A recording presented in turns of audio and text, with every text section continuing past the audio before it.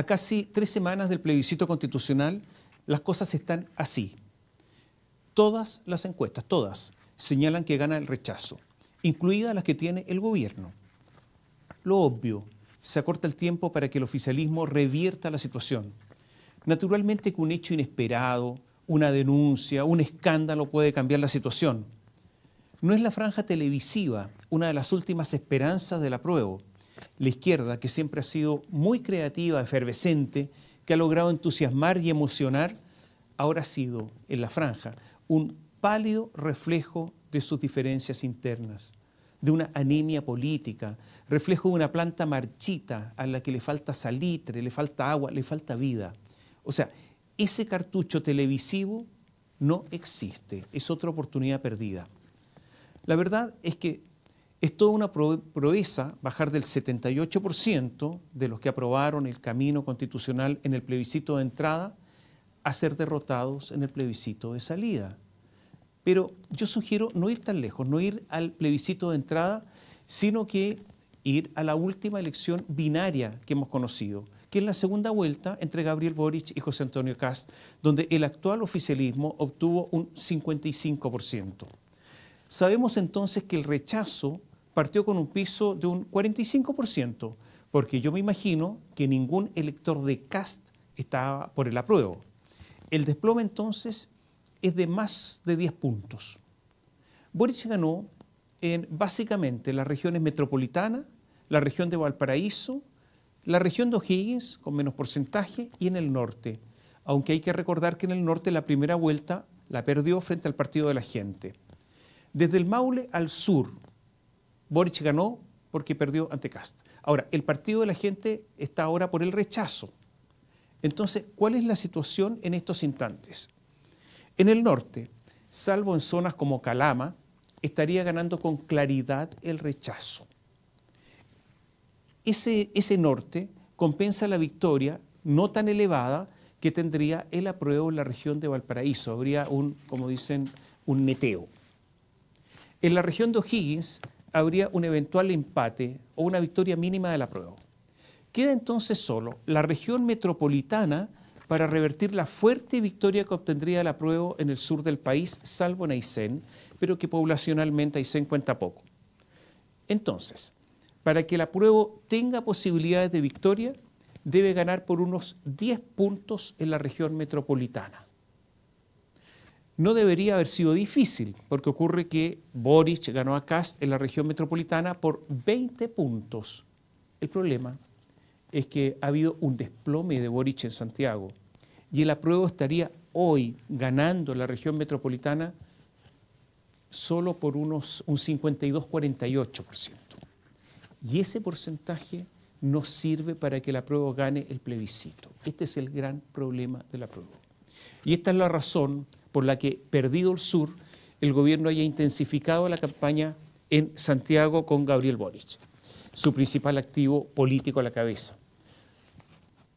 Con muchos alcaldes y municipios con una campaña desatada y con cierta ausencia, atención del Contralor, además Jorge Bermúdez. No se sabe dónde está el Contralor, es todo muy raro. Todos los analistas coinciden en que si la elección fuera este domingo, gana el rechazo. Quedan 3 semanas y todavía pueden pasar cosas, pero cada vez menos cosas, porque ya los argumentos se han dado, porque ya las campañas se han desplegado, porque el presidente ya ha hablado, o sea, no queda mucho más. Ahora bien, hubo un último cartucho, la tan vilipendiada, por ejemplo, por Camila Vallejos, por Gabriel Boric y todo el séquito de la tercera vía. Eso de aprobar para reformar que lanzó Natalia Piergentili del PPD. Esto es lo último, es la promesa de que, oye, todo esto se puede arreglar. Es posible que in extremis, como última ratio, esta haya sido la única alternativa posible para que el apruebo gane el plebiscito. Oye, sí, vamos, aprobemos y arreglamos las cosas. Pero se hizo tan mal. Desde la forma, con el actor Alejandro Goich anunciando la buena nueva, pero después con todos los presidentes del partido, los mismos que mucha gente no quiere ver. Todo esto después de frenéticas negociaciones en que el Partido Comunista no quería ceder y deseaba dejar todo casi igual. costo fue un costo alto, hubo sangre, hubo sudor, pero el resultado fue malo, porque fue un paso fallido. Tan fallido que Guillermo Tellier, el presidente del Partido Comunista, dijo que 40 minutos después de haber dado a conocer el acuerdo, dijo que ellos no podían asegurar nada porque había que consultar al pueblo. O sea, ni siquiera los votos de los parlamentarios del PC están seguros. Vuelvo a lo dicho anteriormente.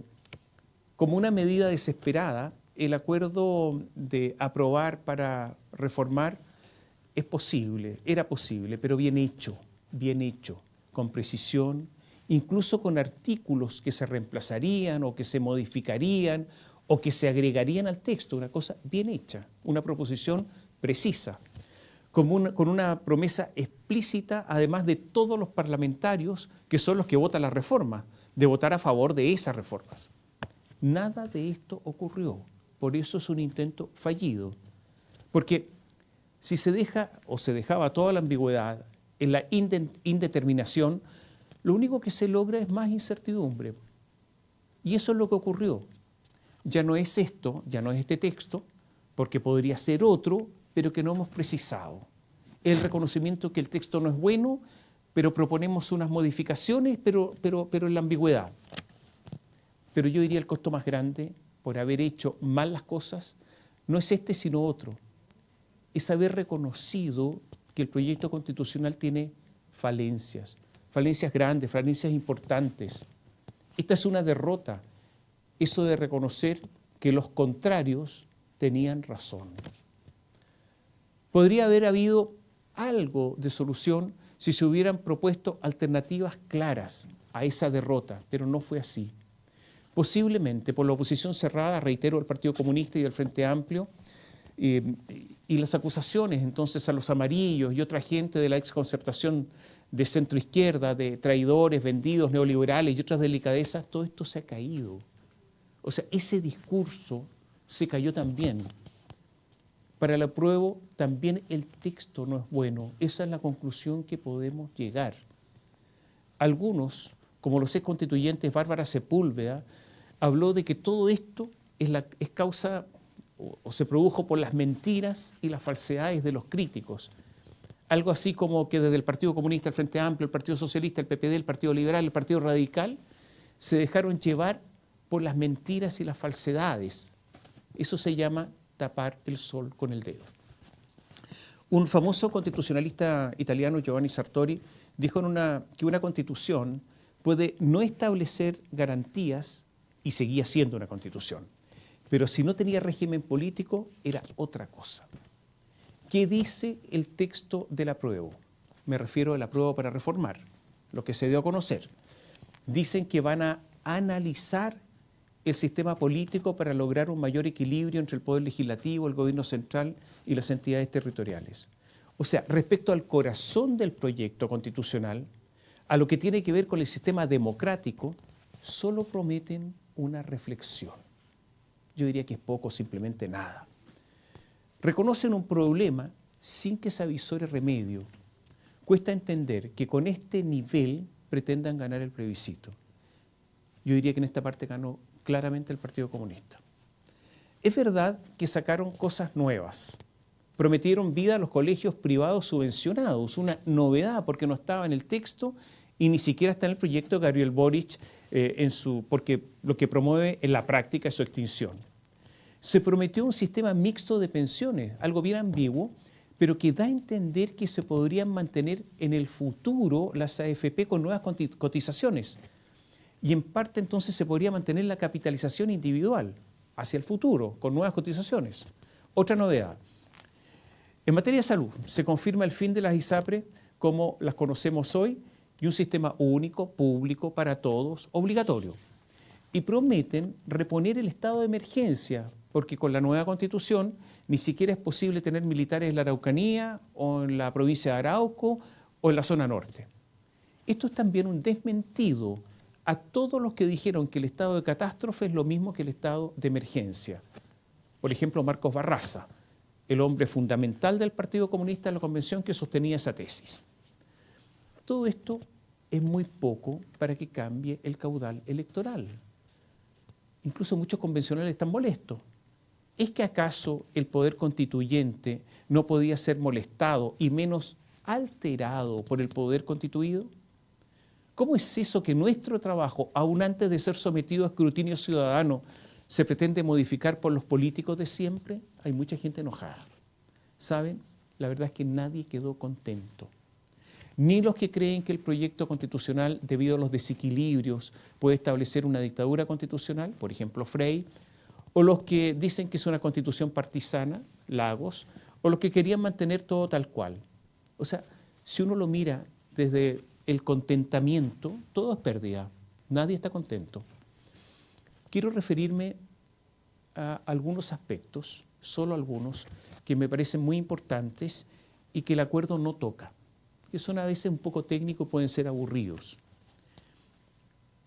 Ya lo dije, el régimen político tiene desequilibrios importantes. Una constitución es un instrumento jurídico que desconfía de las personas. Por eso hay tantos controles mutuos, equilibrios, que son importantes ¿para qué? Para limitar el poder. Esto nos dijeron, es lo que se va a analizar. O sea, no dijeron cuándo, cómo, ni con quiénes. Y aquí hay una falencia muy importante. El proyecto establece cuáles son las materias de ley. Todo lo demás que no se establece en ese listado puede ser reglamentado por el presidente a través de los llamados reglamentos autónomos. Esta es una novedad en Chile. Y esto es importante, porque los reglamentos autónomos son verdaderas leyes, pero podría ocurrir que los dicta el presidente, no interviene ningún parlamentario, o sea, tendríamos un presidente legislador. Es altamente peligroso. Y durante 6 meses desde que se establece la Constitución, si que gana el apruebo, no habría Corte Constitucional y solo sería fiscalizado por el Contralor. En 6 meses Gabriel Boric, por ejemplo, tendría amplias facultades legislativas. Esta es una novedad, se ha hablado poco de esto, salvo por algunos profesores. Y más adelante incluso también podría seguir dictando este tipo de reglamentos. Pero resulta que en la Constitución el único cargo que nombra el presidente es precisamente el Contralor, o sea, el que tendría que controlarlo a él. Todo esto es muy malo. En materia de veto, también es malo que la capacidad del presidente disminuya hasta cierta insignificancia. Hoy usted y yo, en otro tema, hoy usted y yo podemos recurrir al Tribunal Constitucional. El proyecto de Constitución nos quita ese derecho. Solo podría recurrir un juez, y esto es bien ridículo. Y peor, si hay una norma que se reclama como inconstitucional, pero tiene alguna interpretación intelectual de que esa interpretación podría estar de acuerdo con la Constitución, el recurso debe ser rechazado. También esto es muy ridículo. El proyecto constitucional además reemplaza el recurso de protección por algo que se llama una acción de tutela. Para que se acoja un recurso de protección tiene que haber una acción u omisión arbitraria o ilegal que afecte una garantía constitucional. En la acción de tutela basta una acción u omisión que afecte una garantía constitucional. O sea, yo o usted podríamos tener un actuar legal dentro de la ley e incluso un actuar que no sea arbitrario y podríamos perder un recurso de protección o una acción de tutela. Esto también es ridículo. Nada de esto, de este tipo de cosas que pueden ser muy técnicas, pero que en la vida práctica pueden tener enorme significancia, están abordados en los acuerdos que conocimos en las últimas horas. Como es un texto extenso, hay muchos aspectos muy complejos. Le explico estos 3 para simplemente dar ejemplos de cosas que no se abordaron. Existía una oportunidad para mejorar muchas cosas, pero entre el tironeo, el cálculo chico, el posicionamiento político y ese tipo de cuestiones que poco y nada tienen que ver con el país, la declaración del apruebo comienza a tener una imagen de, yo diría, de fumatura. Es la que el paisaje se pierde entre la bruma, entre la ausencia de luz, la fumatura. Es el paisaje que está detrás de la enigmática sonrisa de la Gioconda, de la Mona Lisa. Hay un asunto más. Es un hecho de la causa que la nueva Constitución es mucho más difícil de reformar que la actual. La historia contará que los que con razón reclamaron de los cerrojos de la actual Carta Fundamental resolvieron que esos mismos cerrojos eran buenos para su obra. Fernando Atria deberá en algún momento explicarlo a sus alumnos, pero también a la historia. No solo eso, La promesa indica, textual, que se precisará que el consentimiento indígena se refiere solo a los territorios indígenas. Pero yo que diría que es posible que para hacer esa precisión, ya que se reconoce que no está claro, se requiere el consentimiento indígena. O sea, se va a judicializar posiblemente. Y si fuera así, como no se sabe cuáles son los territorios, tampoco hay posibilidad de aclarar el punto.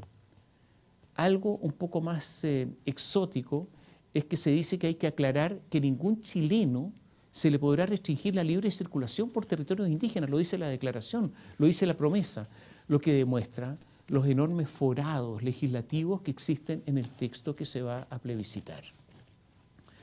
Quórum alto y consentimiento indígena son sin duda una de las trabas más grandes para que las promesas hechas por el apruebo puedan ser cumplidas. Uno de los asuntos que más ha provocado rechazo en forma transversal es el de la plurinacionalidad. Y se sabe que no puede ser modificado sin consentimiento indígena. O sea, quedará para seculum seculorum, para siempre. Votaron a favor de la plurinacionalidad el Partido Comunista, el Frente Amplio, el Partido Socialista. También por el pluralismo jurídico, los mismos partidos. Y contra la iniciativa exclusiva del presidente para aquellas leyes que roguen gasto público, también el Partido Comunista, el Frente Amplio y el Partido Socialista. Y ahora dicen que cambiaron de opinión. Como dato aparte, dentro de todo este panorama, la democracia cristiana, que oficialmente está por el apruebo, quedó excluida de las negociaciones.